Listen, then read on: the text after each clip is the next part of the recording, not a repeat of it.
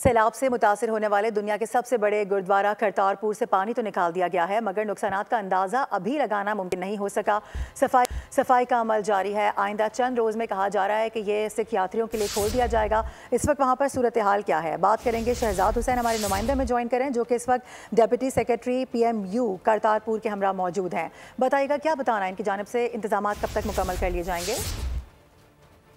बिल्कुल, इस वक्त मैं मौजूद हूँ दरबार साहिब करतारपुर के अहाता में, जहाँ पे 3 रोज़ कबल तूफ़ानी बारिश और भारत की तरफ से आबी जारहियत की गई और 2,50,000 क्यूसेक का यहाँ से रेला गुजरा, जिसकी वजह से यहाँ पे 10 से 12 फीट पानी जमा हो गया। PMU करतारपुर खोखर साहब वो मेरे साथ मौजूद हैं। हम उनसे मजीद बात करते हैं कि वो इस हवाले से क्या कहते हैं। उस टाइम इधर हमारी तमाम इंतजामिया के लोग मौजूद थे, 16 लोकल यात्री इधर मौजूद थे, कोई इंटरनेशनल यात्री मौजूद नहीं था।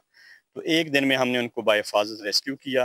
कोई जानी नुकसान नहीं हुआ। बाकी जो माली नुकसान है या इंफ्रास्ट्रक्चर का नुकसान है वो अनइमेजिनेबल है, अभी उसका एस्टिमेट लगाना बहुत मुश्किल है। उनकी बात सुनी, उनका कहना यही है कि यहाँ पर जो तकरीबन 10 से 12 फीट पानी था, उसकी जो है निकासी का अमल जो है वो मुकम्मल हो चुका है और यहाँ पे सिख यात्रियों की आमद के लिए यहाँ पे सफाई सुथराई का काम भी शुरू है और चंद ही रोज में यहाँ पर सिख यात्रियों की आमद का सिलसिला भी शुरू हो जाएगा। के लिए आपका बहुत शुक्रिया।